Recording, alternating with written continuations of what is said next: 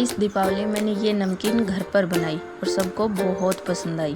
इसको बनाने में ज़्यादा समय भी नहीं लगता और ज़्यादा मसालों की भी ज़रूरत नहीं। बेसिक मसाले हैं जो सबके किचन में इजीली मिल जाते हैं। इस रेसिपी को बनाने के लिए हमें सबसे पहले चाहिए आलू।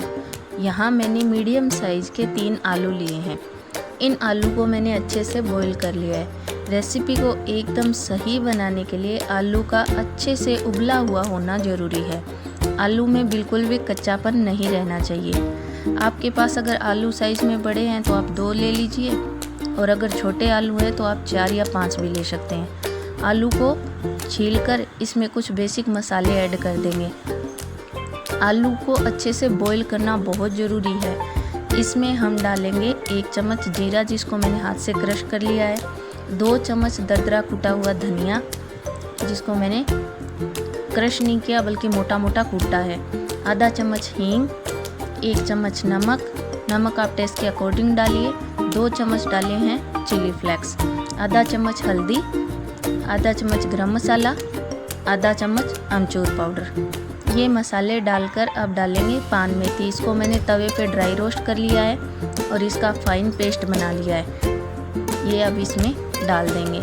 अब इसको अच्छे से मिक्स कर लेंगे। ये मैं मैसर से इसको मैश कर रही हूँ। अगर आपके पास मैसर नहीं है तो ये काम आप हाथ से भी कर सकते हो, लेकिन आपको ध्यान रखना है कि इसका एक फाइन पेस्ट आपको तैयार करना है जिसे बाद में आसानी से रोटी पर फैलाया जा सके। कुछ इस तरह का। इसमें एक भी गांठ या गुठली नहीं रहनी चाहिए और ये पेस्ट एकदम स्मूथ होना चाहिए। इसमें कुछ भी एक्स्ट्रा चीज़ नहीं होनी चाहिए। ये मैंने 2 कटोरी मैदा लिया है। माप के अकॉर्डिंग ये 100 ग्राम के लगभग होगा। मैदे को मैंने अच्छे से छान लिया था। इसमें भी कोई भी गांठ नहीं है। इसमें आधा चम्मच क्रश की हुई अजवाइन डाल रही हूँ। आधा चम्मच डालेंगे इसमें नमक आप अपने टेस्ट के अकॉर्डिंग डालिए। अगर मैदा ज़्यादा ले रहे हो तो ज़्यादा ऐड कर दीजिए, मैदा कम है तो कम डाल दीजिए। अब इसमें डालेंगे 2 से 3 टेबलस्पून ऑयल आपको रिफाइंड ऑयल आप यूज़ कर सकते हो क्योंकि उसमें कच्चापन नहीं होता। इसमें आप सरसों के तेल को मत डालिए क्योंकि उसमें कच्चापन होता है। तीनों चीज़ों को अच्छे से मिक्स कर लीजिए। ऑयल मैदे के साथ अच्छे से मिक्स होना चाहिए। जब ऑयल मैदे के साथ अच्छे से मिक्स हो जाएगा तो जब हम इस तरह से इसका लड्डू बनाएंगे तो ये आसानी से बन रहा है। ये एकदम अच्छा टेक्सचर दे रहा है। अब इसमें गर्म पानी डाल करके और गूंथ लेंगे। आटा गूंथते समय हमें ये ध्यान रखना है कि हमारा डो ना तो बिल्कुल सॉफ्ट होना चाहिए और ना बिल्कुल टाइट होना चाहिए। देखिए मैं आपको तोड़ के दिखा रही हूँ। हमें एक स्मूथ डो तैयार करना है जिसको आसानी से बेला जा सके। अब इस डो से हम 2 गोल रोटियां बड़ी बड़ी बेल करके तैयार करेंगे। बेलते समय हमें यह ध्यान रखना है कि हमारी रोटी की मोटाई ज़्यादा नहीं होनी चाहिए, बस हमारी रोटी इतनी मोटी होनी चाहिए। ये बिल्कुल ट्रांसपेरेंट भी नहीं है और बिल्कुल मोटी भी नहीं है। अब ये दूसरी रोटी भी बेल कर मैंने तैयार कर ली है। अगर आप इसको गोल नहीं बना पा रहे हो तो आप इसको चौकोर शेप में भी बना सकती हो क्योंकि बाद में इसके स्क्वायर पीस हमें कट करनी है। अब हमने जो आलू का स्मूथ पेस्ट तैयार किया था उसको हम इस रोटी पर एक पतली लेयर के रूप में बिछा देंगे। जितनी मोटी हमारी रोटी है बिल्कुल वैसी ही आलू की पेस्ट भी इस पे फैलानी है। ये परत ना तो ज़्यादा मोटी होनी चाहिए और ना ज़्यादा पतली होनी चाहिए।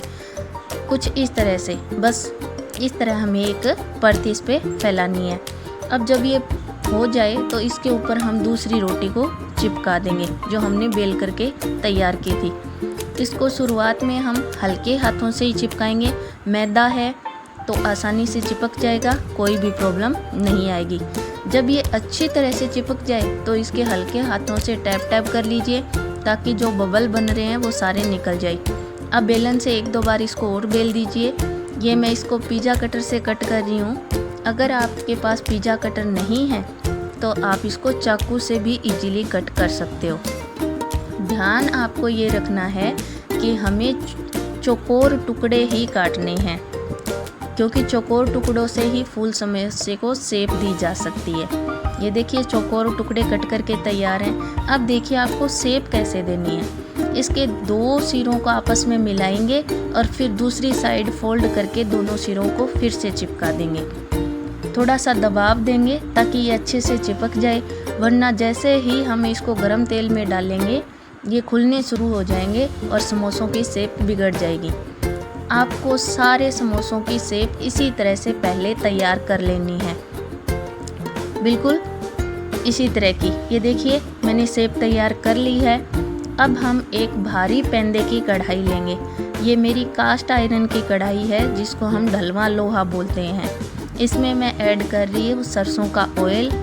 अब हम गैस के फ्लेम को तेज़ कर देंगे और ऑयल को अच्छे से गरम कर लेंगे। जब हमारा ऑयल अच्छे से गरम हो जाए तो गैस की फ्लेम को लो कर देंगे और एक एक करके सारे फूल समोसे तलने के लिए इसमें डाल देंगे।